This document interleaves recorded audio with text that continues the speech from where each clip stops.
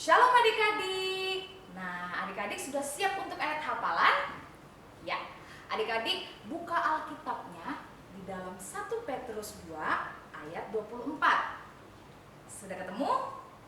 Ya, kita baca bersama-sama ya. Mulai dari alamat, isi alamat ya.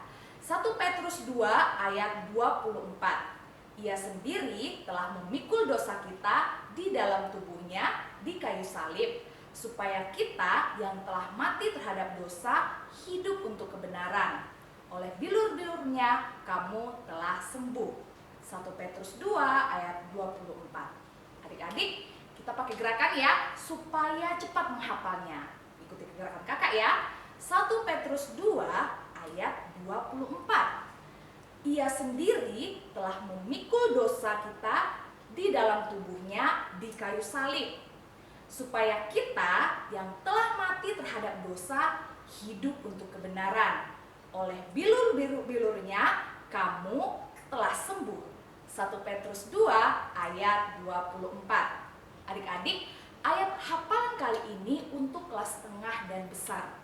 Minta mama dan papa adik-adik untuk merekam kemudian mengirimkannya ke Facebook Sekolah Minggu GKPI JKJK. Kakak tunggu sampai hari Rabu. Dah. Terima kasih Kalia untuk ayat hafalannya. Teman-teman, sebentar lagi kita akan mendengarkan sebagian dari cerita firman Tuhan. Teman-teman semua ambil sikap yang baik. Sebelum itu kita akan lagu pujian firman Tuhan ku dengar.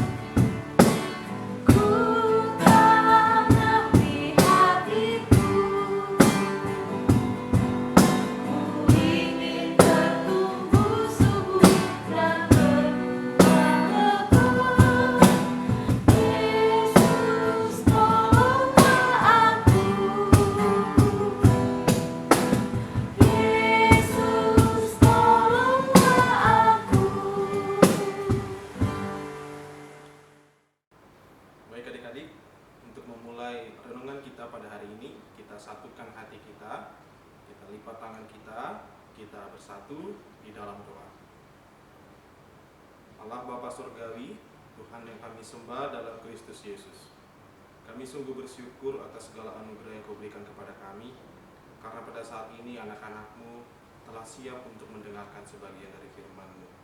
Bapa yang baik, kuasailah hati dan pikiran kami, anak-anak-Mu, pada saat ini, Tuhan, supaya firman yang kami renungkan pada saat ini kiranya dapat menjadi buah dalam kehidupan kami. Bersabdalah ya Tuhan kepada kami, anak-anak-Mu, berikanlah hikmat dan kebijaksanaan kepada kami, anak-anak-Mu, di dalam Roh-Mu yang kudus, melalui sikap yang baik di dalam mendengarkan sebagian dari firman-Mu yang suci, firman-Mu yang kudus ini. Terima kasih ya Tuhan, di dalam nama anak-Mu, Yesus Kristus Tuhan, kami berdoa kepada-Mu. Amin. Shalom adik-adik yang terkasih, bagaimana kabarnya? Abang berharap semua kita tetap dalam perlindungan Tuhan dan senantiasa di dalam kondisi yang sehat. Pada saat ini, firman Tuhan yang menyapa kita pada hari raya Jumat Agung, yaitu terambil di dalam kitab Injil Yohanes. Ya, Injil Yohanes pasalnya yang ke-19 ayat 17 hingga 24. Injil Yohanes pasalnya yang ke-19 ayat 17 hingga ke-24. Ya, Injil Yohanes ada di Perjanjian Baru, betul sekali. Nah, mari kita buka Alkitab kita baca bersama-sama Injil Yohanes pasalnya yang ke-19 ayat 17 hingga 24. Kita mulai dalam nama Tuhan kita Yesus Kristus di bawah judul perikop Yesus disalibkan. Sambil memikul salibnya, ia pergi keluar ke tempat yang bernama tempat tengkorak. Dalam bahasa Ibrani, Golgota. Dan di situ ia disalibkan mereka, dan bersama-sama dengan dia disalibkan juga dua orang lain, sebelah menyebelah. Yesus berada di tengah-tengah. Dan Pilatus menyuruh memasang juga tulisan ini di atas kayu salib itu. Bunyinya, Yesus orang Nazaret, Raja orang Yahudi. Banyak orang Yahudi yang membaca tulisan itu, sebab tempat di mana Yesus disalibkan letaknya dekat kota, dan kata-kata itu tertulis dalam bahasa Ibrani, bahasa Latin, dan bahasa Yunani. Maka kata imam-imam kepala orang Yahudi kepada Pilatus, "Jangan engkau menulis Raja orang Yahudi, tetapi bahwa ia mengatakan, 'Aku adalah Raja orang Yahudi.'" Jawab Pilatus, "Apa yang kutulis tetap tertulis." Sesudah prajurit-prajurit itu menyalibkan Yesus, mereka mengambil pakaiannya, lalu membaginya menjadi 4 bagian, untuk tiap-tiap prajurit 1 bagian, dan jubahnya juga mereka ambil. Jubah itu tidak berjahit, dari atas ke bawah hanya 1 tenunan saja.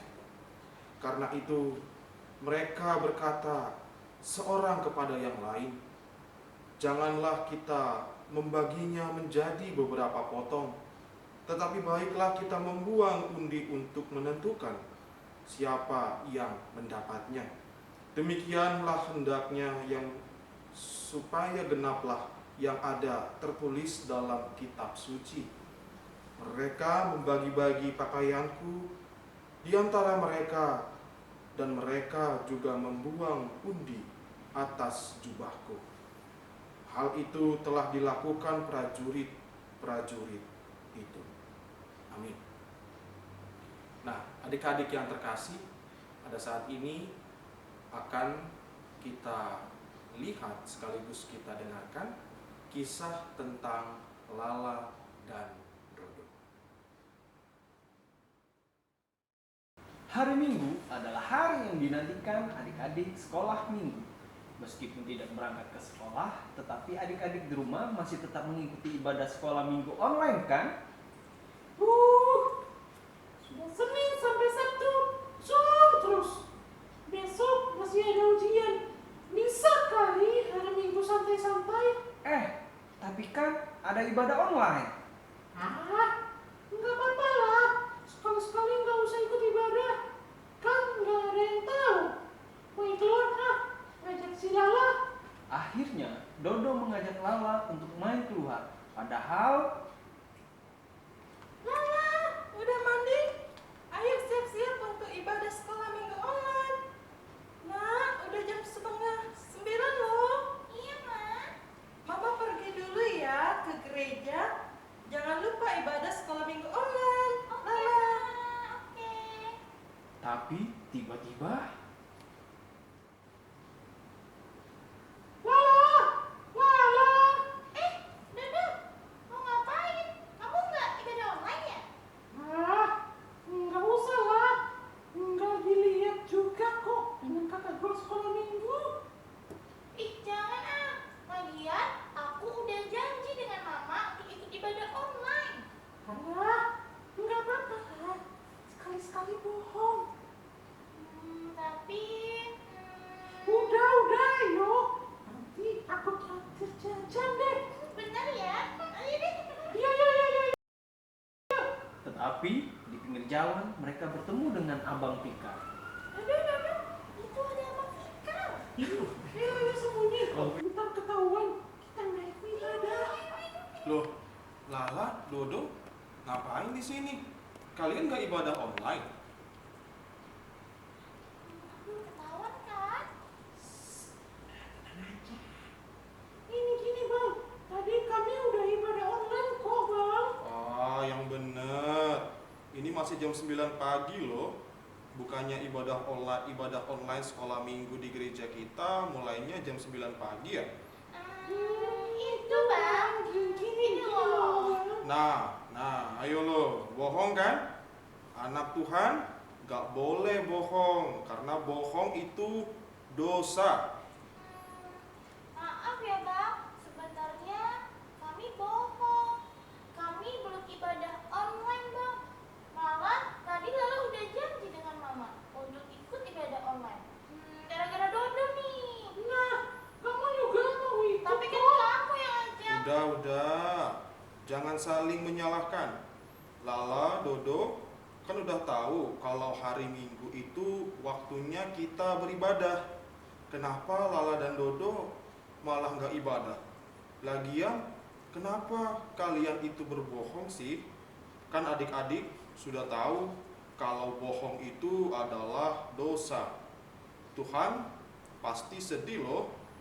Anak-anak yang dikasihinya juga melakukan dosa, yaitu suka berbohong.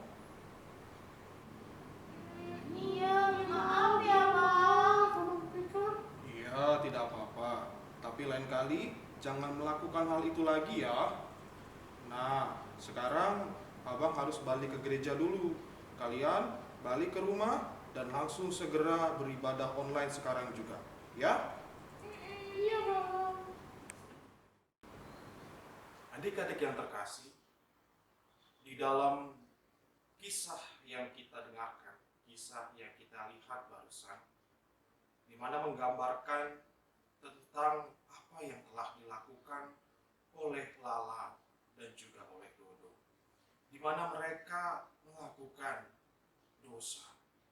Mereka tidak menuruti dan tidak melakukan hal yang baik dan yang taat di hadapan Allah. Seperti juga pada perikop yang kita renungkan saat ini, di mana kita diperlihatkan tentang bagaimana kasih Kristus Yesus dalam kehidupan kita, dan karena kasihnya yang begitu besar itu, ia rela menderita, ia rela disalibkan, dan ia rela mati demi menebus segala dosa, segala kesalahan-kesalahan kita, segala pelanggaran-pelanggaran kehidupan kita. Dan salib, penderitaan Kristus Yesus itu menjadi titik puncak di mana kita telah beroleh keselamatan. Kita telah dihapuskan dari segala bentuk pelanggaran-pelanggaran dan segala bentuk keberdosaan yang telah kita alami dari darah salib Kristus itu. Adik-adik yang terkasih, sejak pada mulanya manusia sebenarnya telah jatuh ke dalam dosa. Dalam Kejadian 1 ayat 2 digambarkan di sana bahwa Adam dan Hawa, mereka tidak taat terhadap perintah Tuhan, sehingga mereka melanggar apa yang telah Tuhan titahkan, yaitu memakan buah terlarang. Akibatnya mereka dihukum oleh Allah dan hubungan mereka dengan Allah menjadi rusak. Hubungan manusia dan hubungan ciptaan dengan Allah telah rusak, telah hancur akibat dosa-dosa yang dilakukan. Karena kejatuhan manusia ke dalam dosa itulah manusia terbelenggu di dalam keberdosaannya. Manusia ciptaan Tuhan lebih menyenangi apa yang mereka lakukan dalam pelanggaran-pelanggaran kehidupan serta keberdosaan yang telah mereka lakukan, seperti suka berbohong, suka membangkang, mencuri, melawan, bertindak kasar, ataupun malas. Oleh sebab itu, manusia sebagai ciptaan tidak layak lagi di hadapan Allah. Manusia tidak dapat lagi berada dalam hadirat Tuhan karena terbelenggu di dalam kedagingan mereka, terbelenggu di dalam keberdosaan hidup mereka. Allah beserta ciptaan telah menjadi keterpisahan. manusia beserta dengan Allah telah putus akibat dosa-dosa, akibat pelanggaran-pelanggaran hidup yang telah dilakukan. Manusia terbelenggu di dalam kedagingan mereka. Seperti apa yang telah dilakukan oleh Lala dan Jojo, yang telah adik-adik di rumah dengarkan dan lihat barusan, di mana mereka berani untuk berbohong, untuk tidak melakukan peribadahan online, dan lebih memilih pergi bermain untuk menyenangkan diri mereka sendiri. Apa yang telah dilakukan oleh Lala dan Jojo adalah gambaran dari dosa itu sendiri. Adalah gambaran dari pelanggaran-pelanggaran hidup itu sendiri. Mereka tidak menaati kewajiban mereka untuk datang beribadah kepada Tuhan. Mereka lebih memilih untuk menyenangkan kedagingan, keberdosaan mereka sendiri. Sehingga mereka melupakan bagaimana panggilan Tuhan di dalam kehidupannya. Dan akibat dosa-dosa itulah manusia tidak taat kepada Allah. Adik-adik yang terkasih dalam Tuhan kita Yesus Kristus, apa yang telah dilakukan oleh Lala dan Jojo barusan adalah sebuah gambaran tentang bagaimana manusia telah berdosa. Manusia telah jatuh ke dalam pencobaan. Manusia telah rusak oleh dosa dan pelanggaran kehidupan. Bahkan ketika memiliki panggilan untuk beribadah kepada Tuhan, Lala dan Jojo lebih menyenangi, lebih ingin melakukan yang tidak disenangi oleh Tuhan kita Yesus Kristus, yang mendukakan hati Tuhan Yesus Kristus. Oleh sebab itu, itulah sebuah gambaran bagaimana kita telah dibelenggu oleh keberdosaan dan maut. Dan kita, manusia, kita sesama ciptaan, tidak dapat menyelamatkan diri kita sendiri dari dosa. Adik-adik yang terkasih, kita adalah sama-sama ciptaan Tuhan. Dan kita tidak dapat untuk menyelamatkan diri kita sendiri dari belenggu keberdosaan itu. Kita tidak dapat untuk mengeluarkan diri kita dari maut. Oleh karena itu, kita membutuhkan pertolongan yang sejati dari Allah kita, untuk menolong kita, mengeluarkan kita daripada maut. Karena kita adalah sama-sama ciptaan yang telah berdosa. Kita membutuhkan Allah untuk mengeluarkan kita dari maut. Sama halnya ketika kita, adik-adik sekalian, berada di dalam sebuah lumpur hisap. Ya, di sebuah lumpur hisap. Jadi sebuah lumpur, di mana lumpur itu memiliki tekanan dan ia dapat menghisap tubuh kita. Ketika kita masuk ke dalam lumpur hisap itu, kita tidak dapat mengeluarkan diri kita sendiri. Bagaimana coba mengeluarkan diri kita dari dalam lumpur hisap itu sendiri? Kita tidak dapat mengeluarkan diri kita dari lumpur yang menghisap itu. Maka dari itu kita membutuhkan orang lain, membutuhkan hal dan sesuatu lain di luar dari lumpur itu untuk mengeluarkan kita dan menolong kita, membantu kita dapat keluar dari keterhisapan lumpur itu. Dan itulah bagaimana gambaran tentang dosa dan pelanggaran kita.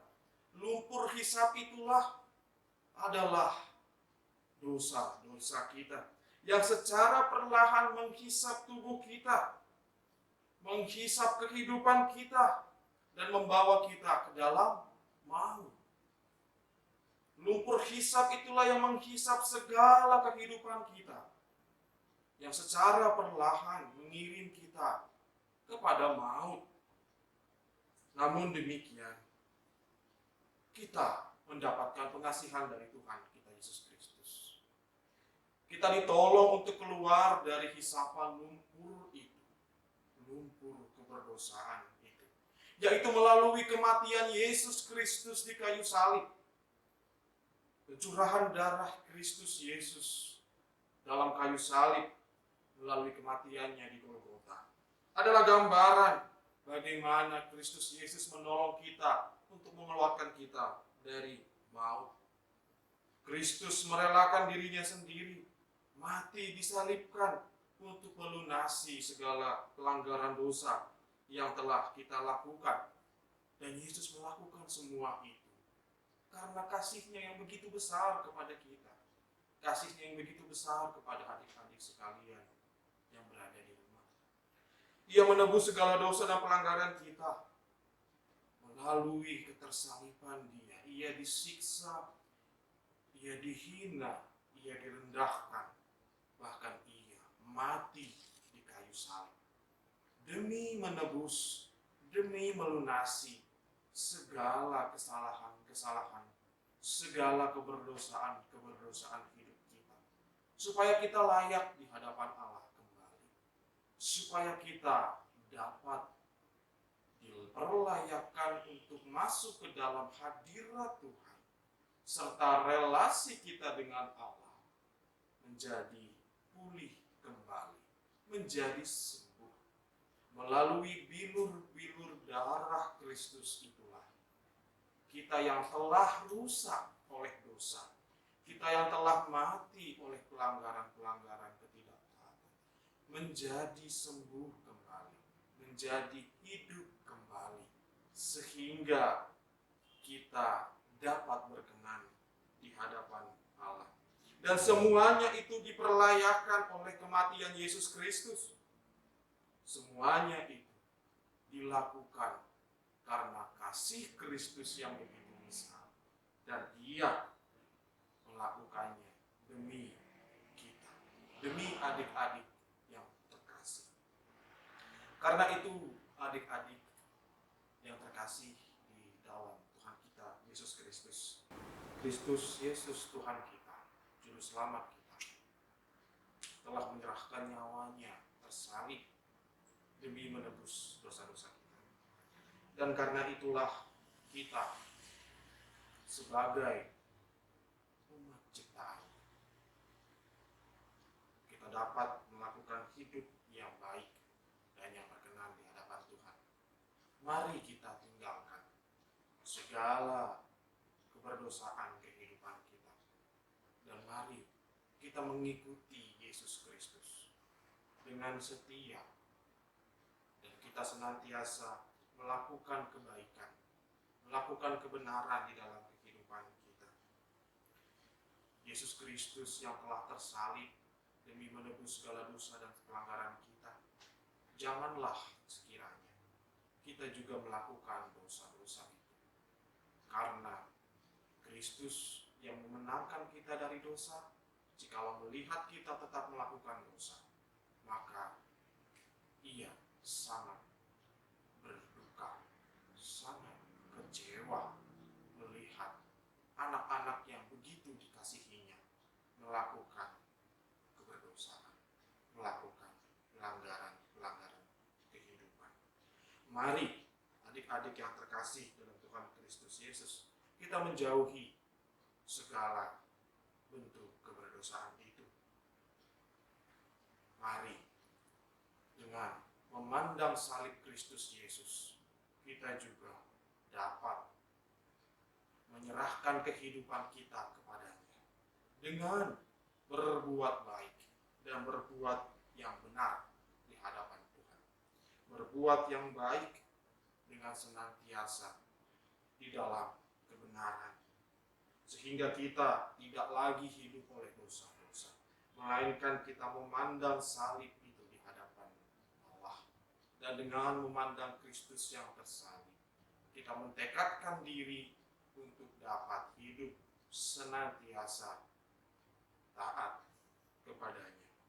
Berbuatlah baik dan berbuatlah yang benar di hadapan Allah, di hadapan orang tua, adik-adik sekalian, di antara saudara-saudara, abang dan kakak, dan juga di antara sesama sahabat-sahabat adik-adik dan teman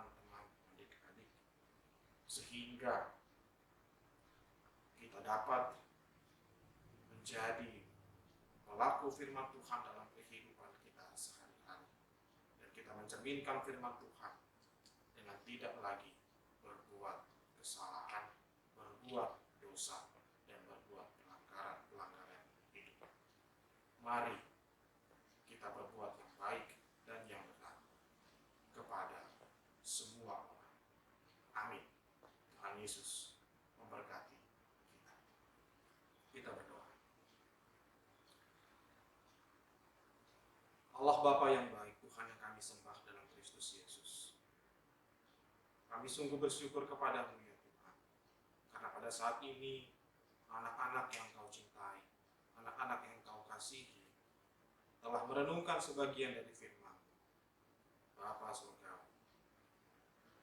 Kiranya melalui Roh-Mu yang kudus dalam firman yang kami renungkan pada saat ini, semuanya itu ya Tuhan dapat memberikan kehidupan bagi anak-anak-Mu dan senantiasa dapat melakukan firman-Mu dalam kehidupan mereka hari demi hari, waktu demi waktu. Allah Bapa yang baik, iringi serta bimbing anak-anak-Mu dalam naungan Roh-Mu yang kudus, supaya dalam firman yang mereka renungkan pada saat ini, kiranya Engkau yang menolong, Engkaulah juga ya Tuhan yang senantiasa membimbing dan menuntun kehidupan anak-anak-Mu yang Kau kasihi, supaya mereka dengan senantiasa dan setia dapat melakukan kebaikan dan dapat melakukan kebenaran dalam kehidupan mereka. Terima kasih ya Tuhan, di dalam nama anak-Mu Yesus Kristus kami berdoa kepadamu. Terpujilah Engkau ya Tuhan, haleluya. Amin.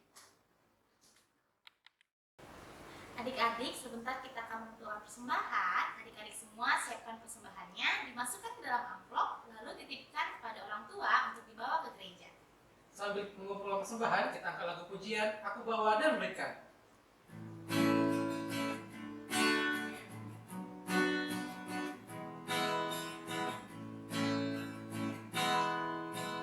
Aku bawa dan berikan persembahanku pada Yesus, pada Tuhan Juru Selamatku. Aku bawa dan berikan persembahanku pada Yesus, pada Tuhan Juru Selamatku. Baik, adik-adik yang terkasih, kita satukan hati kita berdoa. Bapa Surgawi, Allah yang kami sembah dalam Yesus Kristus Tuhan, Bapa yang baik, pada saat ini ya Tuhan, anak-anak-Mu telah memberikan sebagian dari apa yang mereka berikan melalui persembahan dalam ibadah pada saat ini. Bapa Surgawi, kiranya Engkau memberkati persembahan mereka, supaya apa yang mereka berikan dapat menjadi dupa yang harum di hadapan-Mu. Berkati ya Tuhan setiap tangan-tangan yang mau memberikan dengan penuh sukacita dan juga penuh dengan rasa syukur yang baik di hadapan-Mu. Terima kasih ya Bapa, berkati anak-anak-Mu, lindungi dengan sayap kasih setia-Mu, agar kiranya kehidupan anak-anak-Mu yang Kau cintai dapat mencerminkan kehidupan firman-Mu hari demi hari, waktu demi waktu. Terima kasih ya Tuhan, dalam nama anak-Mu Yesus Kristus Tuhan, kami alaskan doa kami kepadamu. Terpujilah Engkau kekal sampai selama-lamanya. Haleluya. Amin. Mari kita berdoa bersama-sama doa Bapa kami. Bapa kami yang di surga, dikuduskanlah namamu, datanglah kerajaan-Mu, jadilah kehendakmu di bumi seperti di surga. Berikanlah kami pada hari ini makanan kami yang secukupnya, dan ampunilah kami yang kesalahan kami, seperti kami juga mengampuni orang yang bersalah kepada kami. Dan jangan membawa kami ke dalam pencobaan, tapi lepaskanlah kami dari yang jahat. Karena Engkau yang punya kerajaan, dan kuasa, dan kemuliaan sampai selama-lamanya. Amin.